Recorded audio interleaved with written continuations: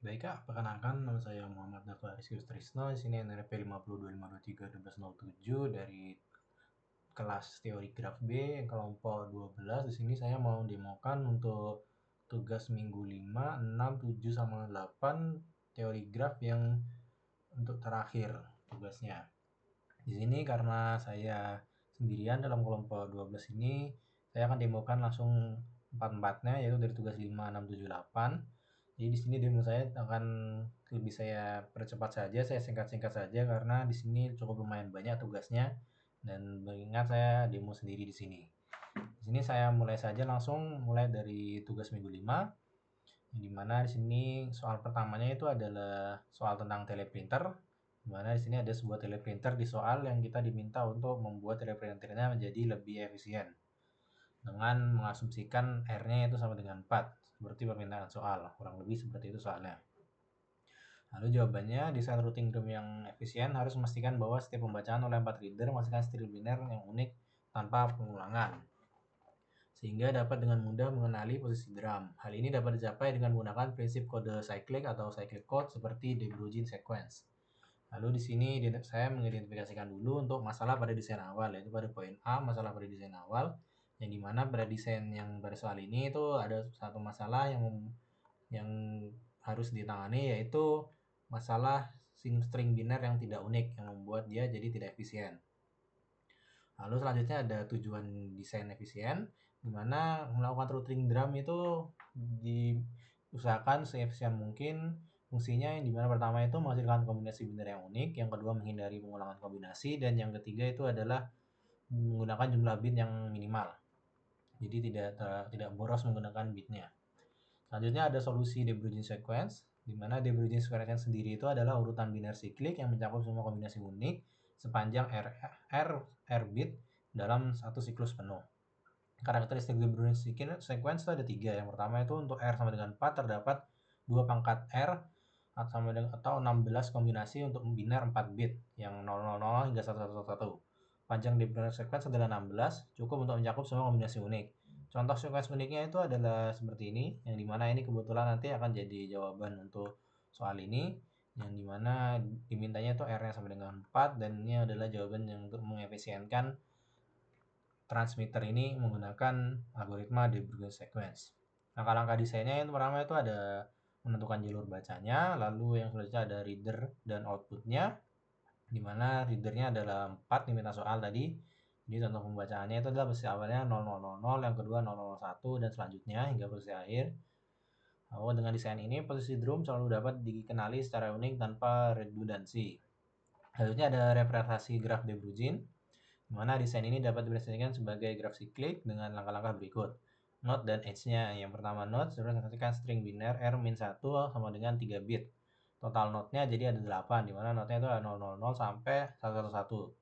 Lalu di sini ada edge-nya, di mana setiap node edge keluar menghasilkan yang dihasilkan dengan menambahkan 0 atau 1 ke akhir string. Contoh dari 000 yang node pertama itu tambah 0, edge-nya tetap 00, tambah 1 jadi 001.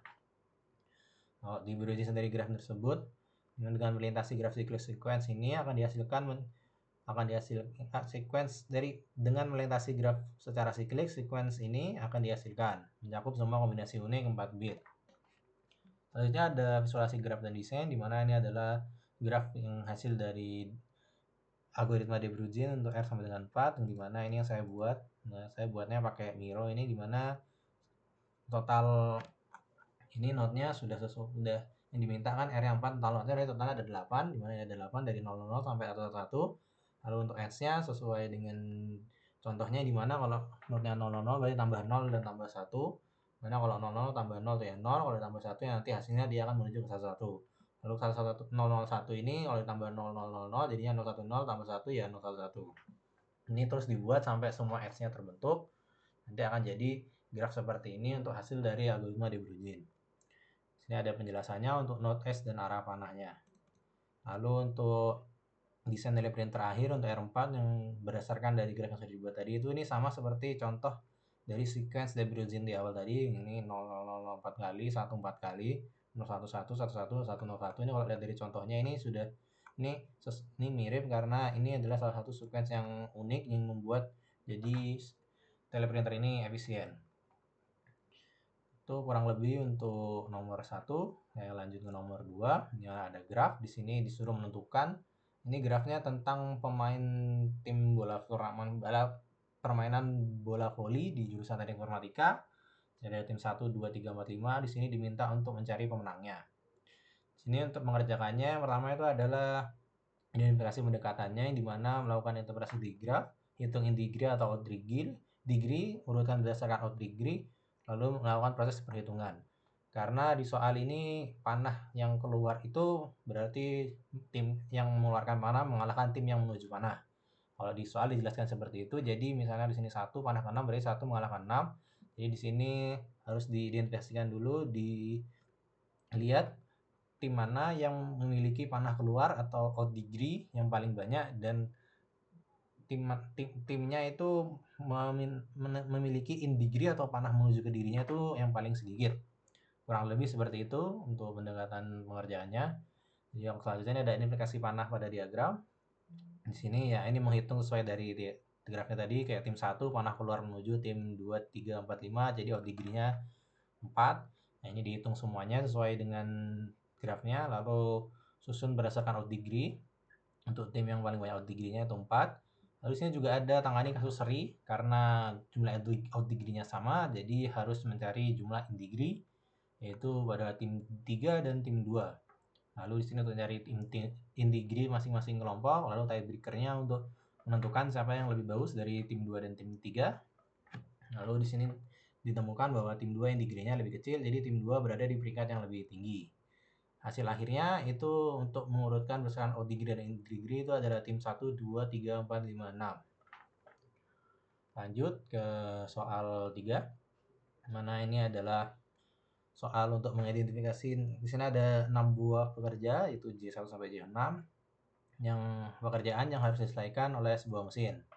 Lalu karakteristik yang digunakan mesin tersebut adalah menggunakan adjustment time, yang dikasih soal itu adalah matriks adjustment time-nya ini. Lalu disuruh untuk mencari pekerjaan yang dapat meminimalkan total adjustment time-nya. Lalu disuruh mencari solusi penyelesaian pekerjaannya itu secara optimal. Di sini diminta soal dapat menggunakan teorema Rayleigh sebagai guidance atau pembantunya. Langkah-langkah untuk menyelesaikannya menggunakan teorema Rayleigh itu sebagai berikut. Teorema Rayleigh dan modifikasi masalah ini adalah penjelasan teorema Rayleigh. Lalu ini modifikasi masalah di mana untuk setiap pasangan pekerja JI, JJ, kita hanya mempertahankan arah JI ke JJ jika TIJ kurang dari TJI. Lalu dengan demikian kita menghilangkan arah balik yang lebih besar dan menciptakan graf tanpa siklus. Di sini selanjutnya ada bangun graf DAG. Graf DAG menggunakan dari matriks yang diberikan di soal itu ini, di mana ini untuk mengeceknya JI mengurus JJ. Ini seperti ada error waktu saya ngetiknya. Lalu di sini TIJ kurang dari TJI. Contohnya aja antara J1 dan J2, yang dimana T12 sama dengan 5, ini T12 dan J21 dengan 1. Karena T21 kurang dari T12, maka dipertahankan arah J2, J1. Lanjut, di sini untuk contoh lainnya itu J1, J3 ini sama. Lalu ini nanti siklus ini akan dilakukan untuk semua kombinasi J1 sampai J5, dimana hasilnya yang bertahan itu adalah J2. Ini hasilnya udah lumayan banyak, ini sudah saya sebutkan. Lalu di sini untuk mencari urutan topologisnya. Prosesnya yang pertama itu adalah cari simpul dengan in degree 0, masukkan simpul tersebut ke urutan, hapus simpul dari graf, ulangi hingga semua simpul diurutkan. Untuk hasil akhirnya langsung saja, yaitu J6, J5, J4, J3, J2, J1. Total adjustment time-nya dari urutan topologis yang sudah ditemukan tadi itu kita hitung total waktu menyesuaikan berdasarkan matriks TIJ. Jadi T6 ke 5 itu 1, 5, 4 dan seterusnya, lalu dijumlah 16. Jadi hasil akhirnya untuk pekerjaan berdasarkan teorema Rayleigh untuk minimalkan total waktu penyesuaian adalah J6, J5, J4, J3, J2, J1 dengan total waktu penyesuaian atau adjustment time-nya itu 16. Mungkin begitu untuk tugas yang minggu 5. Sebentar saya izin minum dulu. Baik, sini saya lanjutkan untuk tugas minggu 6-nya. Mana tugas minggu 6 ini soal pertamanya itu ada 3 graf. Di sini disuruh mengidentifikasi untuk masing-masing graf ini itu non planar. Jadi ada 3 graf, yang ini bentuknya bintang dalam pentagon, yang ini adalah kubus dalam heksagon. Sini ada segitiga yang dilingkarin kayak gini lah, sesuai gambarnya lah. Nah, di sini langsung saya demonstrasikan untuk gambar pertama, yaitu graf bintang pentagon, di mana berdasarkan teorem 4, syarat perlu dan cukup bagi sebuah graf menjadi polar itu adalah jika graf tersebut tidak mengandung atau hemeropik dengan graf Kuratowski.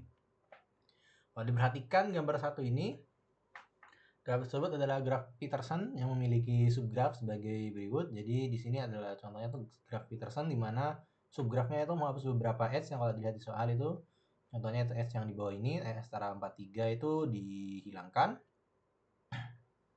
Lalu edge 10,6 dan 67 itu juga dihilangkan. Bukan, ini 67 doang. Ini edge 67 juga dihilangkan. Nanti terlihat bahwa berdasarkan subgraf tersebut diambil vertex 1, 9, 3, 1, 9 dan 3, 5, 6, 1, 9, 3. Ini saya salah input. Pokoknya itu vertex yang diambil itu antara yang ada merahnya itu misalnya 5, 10, 8, terus 5, 4, 9, 8, 3, 2, 2, 7, 9. Ini kayaknya saya salah input. Lalu itu ditentukan sebagai bigraf. Lalu untuk mencocokkan dengan Kuratowski, gambar K33, maka didapatkan graf sebagai berikut. Graf ini hasilnya tuh sama seperti Kuratowski, ini hanya tinggal diputar-putar saja, nanti hasilnya akan jadi seperti ini. Kalau dilihat, S-nya juga masih relevan, dimana 9 hijau, 4 merah, 5 biru. Ini juga masih sama. Jadi ini hanya memutar-mutar grafnya, yang nanti ternyata kalau dilihat hasil grafnya itu sama dengan Kuratowski graf K33. Jadi graf itu tidak planar. Selanjutnya graf kubus heksagonal. Untuk graf kubus heksagonal yang pada gambar G ini udah jelas dia non planar karena dia adalah graf Peterson. Kalau dilihat dari gambarnya itu, nah ini kurang lebih itu sama seperti gambar saya yang ini. Jadi dia sudah, kalau diputar-putar dikit, ini sudah lengkap subgrafnya. Jadi dia merupakan graf Peterson, yang dimana ini hanya menghubungkan saja. Merah-merahnya ini bisa dihilangkan, dia akan menghubungkan, jadi birunya menghubungkan ketiga, ini ketiga. Pokoknya jadi ini kalau diputar-putar hasilnya akan sama seperti ini, graf Peterson yang dia itu cocok dengan Kuratowski graf 3,3. Jadi tidak perlu dirubah lagi, dia udah melakukan graf Peterson. Lanjut ke gambar ketiga, mana graf segitiga nonagon. Ini itu caranya sama seperti graf 1, yang dimana mencari subgrafnya lalu mencari Peterson grafnya. Ini subgrafnya yang menghilangkan beberapa edge. Lalu kalau dilihat ternyata ini juga graf Peterson, dimana kalau diubah posisinya aja dia akan jadi graf Kowarski 3,3, yang dimana itu tidak planar, sama seperti nomor 1. Nomor 2 juga tidak planar karena gambarnya juga sama. Yang kurang lebih seperti itu penjelasannya untuk tiga graf ini yang disuruh membuktikan ketidakplanarannya. Lanjut ke nomor 2. Sini adalah observasi untuk menemukan apakah graf-graf berikut memiliki sifat planar, di mana ada toroidal graph, Mobius ladder graph, Hedwood graph. Jadi intinya di sini cuma mencari teori yang membuktikan bahwa toroidal graph dan graf-graf lainnya ini itu tidak planar. Ini teorinya bisa dicari, saya ambil dari Wikipedia juga, sudah ada, ini gambarnya juga dari Wikipedia. Teorinya kurang lebih seperti ini, tidak saya bacakan karena ini lumayan panjang dan saya masih ada 2 tugas lagi ini saya sendiri. Jadi intinya teori graf itu tidak planar menurut teorema Kuratowski. Lanjut ke Mobius ladder graph, ini sama juga ada di Wikipedia-nya. Jadi intinya itu untuk n lebih dari 3 Mobius ladder graph tidak planar karena sebetulnya menyebabkan garis-garis saling berpotongan. Jika dicoba digambar di bidang datar tanpa crossing, sebagai contoh ML3 dengan 6 simpul menjadi struktur seperti K33. Jadi intinya kesimpulannya graf Mobius ladder juga tidak planar. Hedwood graph juga seperti itu, yang menggunakan teorema Kuratowski juga. Ini juga udah banyak di internet teorinya, tidak saya bacakan secara lengkap. Intinya Hedwood graph itu tidak planar karena mengandung subgraf K33. Lalu untuk perbandingan ketiga grafnya ini saya tambahkan ekstra saja untuk perbandingan toroidal graph, Mobius graph, dan Hedwood graph, yaitu planaritas, sifat unik, dan contohnya. Kesimpulannya, ketiga graf memiliki properti non-planar tetapi sifatnya berbeda. Graf toroidal dan Hedwood graph memiliki genus 1 dan dapat embed pada torus. Sementara Mobius ladder graph memiliki planaritas tergantung pada jumlah simpulnya dengan ML3 dan lebih besar bersifat non-planar.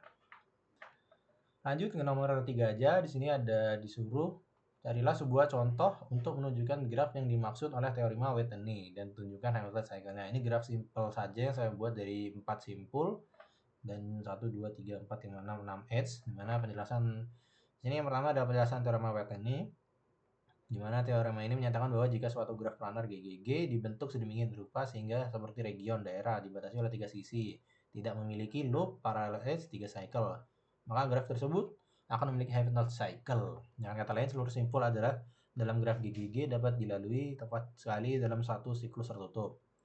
B. Pemahaman komponen teorema, ada pemahaman graf planar, region dibentuk oleh 3 S, ada loop dan parallel S, 3 cycle yang valid hanya untuk region. Contoh graf yang memenuhi teori ini, graf tetadron K4 yang digambar saya ini adalah contoh sederhana dari graf yang memenuhi semua kondisi dalam teorema ini. Graf planar dengan 4 simpul dan 6 sisi, setiap region adalah segitiga dibentuk oleh 3 sisi, tidak ada loop dan parallel edge, setiap 3 cycle merupakan bagian dari batas suatu region. Sebentar.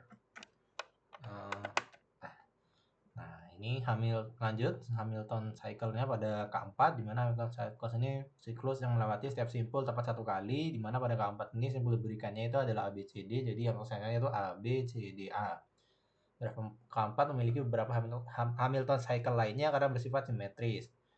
Kesimpulannya, teorema Whitney memberikan syarat yang cukup kuat untuk menjamin keberadaan Hamilton cycle pada graf planar. Contoh sederhana seperti K4 menunjukkan penerapan teorema ini dan prinsip yang sama dan diterapkan pada graf planar yang lebih kompleks selama syarat teorema terpenuhi.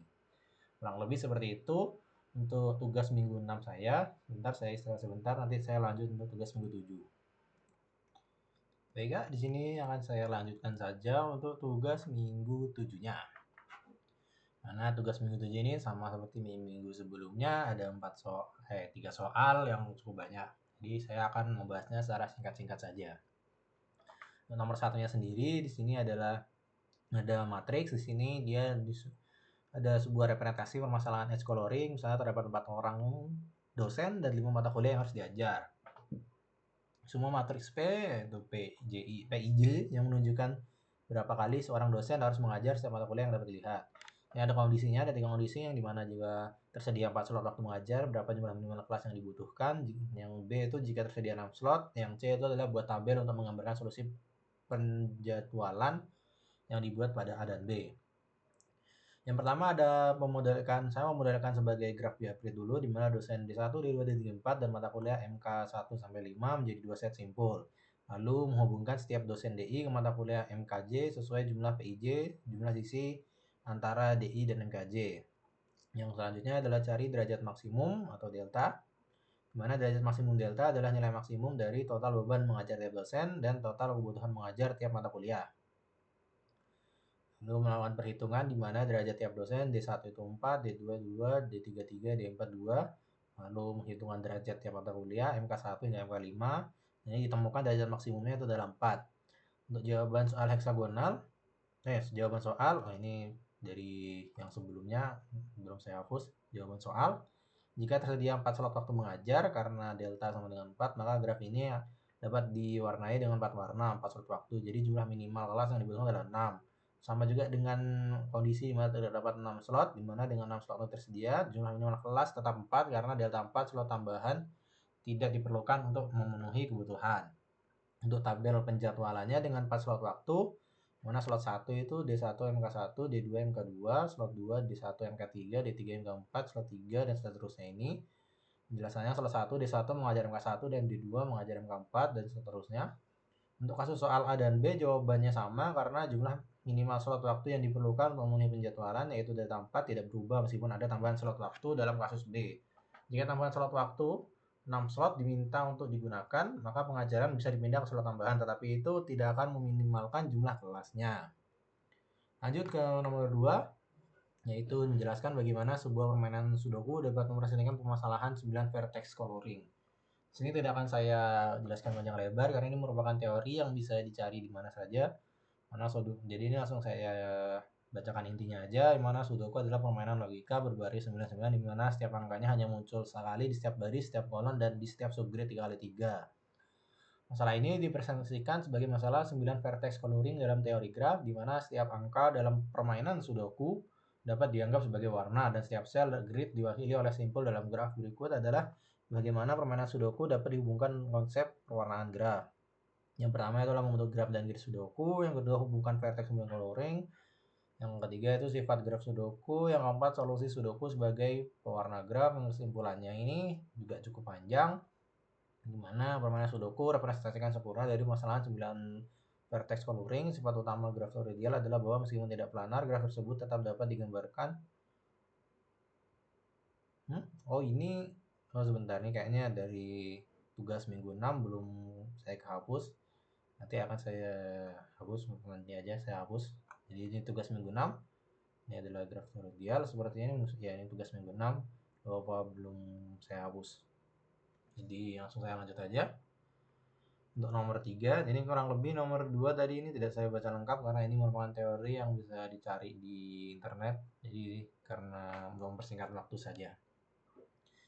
Selanjutnya di sini ada soal di mana ada 2 diagram komisi dan dewan, di mana ada 3 komisi dan 5 dewan. Di sini diminta untuk mencari tahu mungkinkah setiap komisi dapat mengirimkan satu wakilnya. Yang pertama adalah identifikasi representasi hubungan dalam matriks biaya. Komisi 1 relasinya ini untuk identifikasinya saja, lalu membuat matriks C di mana relasi antara K1 dan dewa JI biasanya 0. Jika ada relasi, jika tidak ada relasi maka infinity. Jadi matriksnya hasilnya seperti ini. K1, K2, K3, D1, D2, D3, D4, D5. Untuk relasinya, lalu langkah-langkah penguraian metode, reduksi baris, ini karena nilai kecilnya 0 tidak ada perubahan, reduksi kolom 0 tidak ada perubahan, penutupan 0 cover line, tutup elemen 0 pada C11 dan seterusnya yang ada elemen 0-nya. Jumlah garis minimum yang diperlukan adalah 3 karena jumlah garis sama dengan dimensi matriks. Lalu mencari pasangan optimal, gunakan algoritma untuk menugaskan pasangan komisi ke dewan berdasarkan elemen 0. Jadi ke-1, ke K2, K2, K1, K3, K5. Kesimpulannya, setiap komisi dapat mengirimkan satu wakil ke dalam kepanitiaan ad hoc. Komisi 1 mengirimkan wakil ke Dewan 2, Komisi 2 Dewan 1, Komisi 3 Dewan 5. Masalah ini berhasil diselesaikan dengan penguraian metode menunjukkan bahwa ada solusi optimal untuk pemetaan ini. Kurang lebih seperti itu untuk tugas minggu 7. Sebentar saya istirahat sebentar terus sebelum saya melanjutkan ke tugas minggu 8. Baiklah, di sini saya lanjut aja untuk yang tugas terakhir yaitu tugas minggu 8. Di mana untuk tugas minggu 8 ini hanya ada satu soal, di mana soalnya itu terdapat produk-produk yang diproduksi oleh dua pabrik, X1 dan X2. Produk tersebut harus didistribusikan 3 distributor, Y1, Y2, Y3. Gunakan metode labeling atau sering disebut algoritma Ford and Scan untuk menentukan jumlah produk maksimum yang dapat dikirimkan ke pabrik ke distributor. Pertama-tama itu memberikan label terlebih dahulu untuk menandai masing-masing vertex yang di graf yang ada di soal ini. Di sini saya membuat labelnya itu dari X1 itu 1, 2, 3, 4, 5, 6, 7, 8, 9, 10. Jadi untuk outputnya Y1 sampai Y3 itu 8 sampai 10, inputnya X1, X2 itu 1 sampai 2. Untuk menyelesaikan masalah maksimum flow yang memiliki multiple source dan multiple sink, maka kita harus membuat sebuah super source dan super sink. Nah, ini adalah penjelasan super source-nya itu digunakan untuk ketika terdapat multiple source, lalu super sink ketika terdapat multiple sinks dalam graf. Maka dari graf tadi didapat super source dan super sinks-nya. Mana ini super source-nya 0, super sinks-nya 0, saya buat 0 aja. Lanjut. Di sini untuk relasinya ke source yang pertama itu total dari di penjelasan tadi ini total dari pengeluaran dari source pertama, yang kedua ini juga totalnya. Jadi ini 18, 75 itu 30, 8, 26 itu 16. Untuk super sinks-nya juga sama penjelasannya. Itu di mana 8, 9, 10 itu dari total input dari sinks-nya ini 4, 26, 7, 12, 5, 4, 19. Jadi 6, 19, 19 untuk super sinks-nya. Untuk edge super sinks-nya. Lalu setelah melakukan labeling, maka selanjutnya kita buat sebuah matriks berdasarkan data yang ada didapat di matriks sebagai berikut. Ini untuk matriksnya dari data graf ini. Lalu matriks ini kan representasi graf di mana setiap baris dan kolom menunjukkan simpul-simpul dalam graf tersebut. Elemen-elemen matriks menyimpan informasi kapasitas aliran atau bobot dan sebagainya. Lalu Untuk menyelesaikan masalah aliran maksimum seperti ini diaplikasikan dalam algoritma four-flow scan. Nilai 6 dalam matriks menunjukkan ketiadaan koneksi langsung antara simpul yang bersangkutan. Setelah mendapatkan matriks tersebut, langkah selanjutnya adalah mengeksekusi kode yang telah dibuat. Ini untuk link kodenya sudah saya, sebentar malah aku buka lagi. Nah, ini link kodenya sudah saya masukkan draft, juga sudah saya sharing. Jadi ini linknya sudah saya cantumkan. Lalu penjelasan kodenya ini kurang lebih penjelasan dari kode saya tadi itu ada representasi graf, metode BSS yang saya gunakan, algoritma four-flow scan, update resultant classicity, dan contoh penggunaan lainnya. Untuk penjelasan dari kode yang tadi, untuk outputnya itu didapatkan hasil sebagai berikut. The maximum possible flow is 39. Ini untuk hasil dari kode ini dan graf tadi yang sudah di label dan ditambahkan superstore dan superstring-nya. Jadi untuk jawaban dari jumlah maksimal yang dapat dikirimkan dari pabrik ke distributor itu adalah 39 menurut penyelesaian algoritma four-flow scan. Kurang lebih itu saja untuk tugas minggu 8 karena ada satu soal, jadi ini cukup singkat saja. Jadi kurang lebih itu adalah demo saya untuk tugas 4 minggu terakhir, yaitu minggu 5, 6, 7, 8. Sekian dari saya, terima kasih Mbak.